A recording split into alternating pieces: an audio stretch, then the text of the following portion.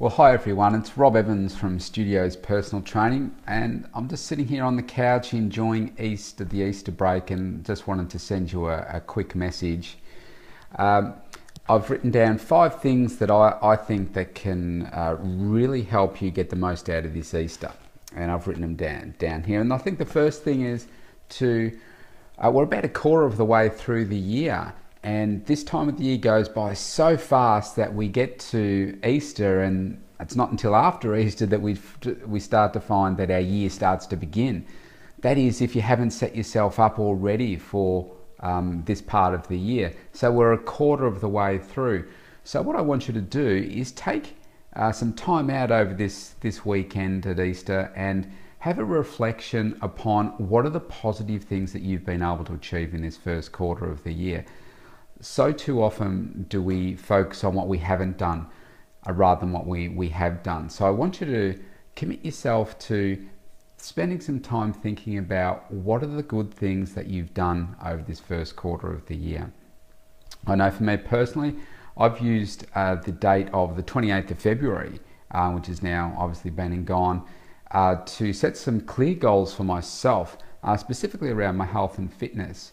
And they were some daily rituals that I wanted to undertake, as well as some strength goals. Now I hit 2 out of my 3 strength goals. One I was very close to, but now my next lot of goals are out to October in terms of those major strength goals. I've got some mini ones in between, but I've had a really good start to the year, and I've exceeded one of my goals by 20 kilos, which was really way beyond my expectations. So just incredibly pleased with that. So I want you to do the same thing. Have a look at what are the positive things that have happened in your life over this first quarter of the year. Not just your health and fitness, but maybe look at the other aspects of your life as well. The next one is about focusing on, I suppose, the rest of the year, and that is set some realistic goals for yourself now as to what you want to accomplish over the next, say, 4 weeks, the next 3 months, the next 6 months, up to the end of the year. Set some realistic goals for yourself that are going to challenge you, and pick a couple of areas of your life. If that seems too overwhelming, just pick the one. Just start with your health and fitness maybe, and be very specific about what it is that you're going to achieve, and write them down. Commit yourself to them. Put them in your phone. Put them somewhere where they're going to be in front of you every single day. The next one is about just what I'm reading from right here, really.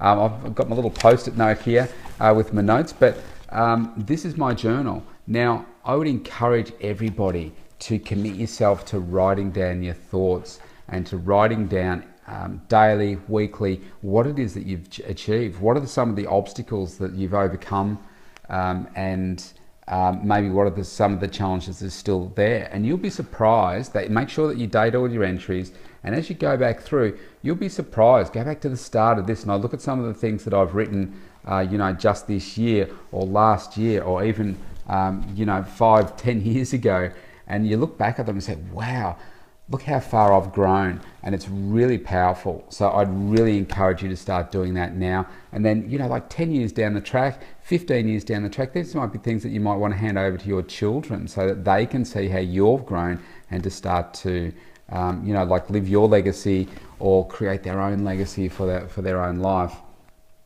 What are we up to? Number 4.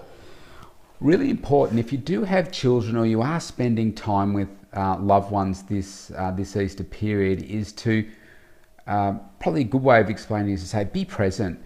Switch off the technology, switch off the TV, put your phones down, don't get onto Facebook. Ironically, I'm about to post this onto Facebook, but be present for your children, be present for your loved ones, so that you can really enjoy the time that you spend with them at Easter. Because so too often we forget that, Easter, what the real meaning of Easter is, whether you're a spiritual person or not. But really, it's a time for spending some time with family, because you know what? Before you know it, these few days are going to be over, you're back into the grind again, and you've really missed that opportunity to unwind a little bit and, spend that quality time with them. I'm a culprit for this too sometimes, so it's really important to make sure that we're present for the people that we're around, because life's too short, and there's a great time to spend a few days with each other.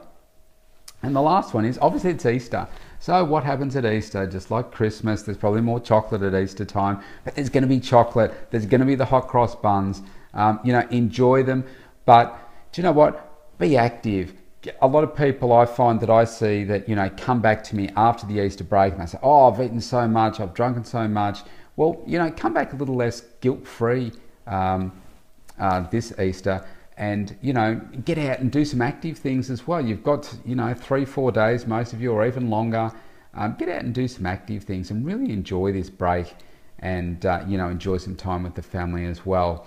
So they're my 5 Easter tips for you. I couldn't resist. I was sitting here having a bit of a brain wave and thought I really need to get this out to you. So have a great Easter, everybody, and I look forward to speaking to you again very soon and training with you very soon.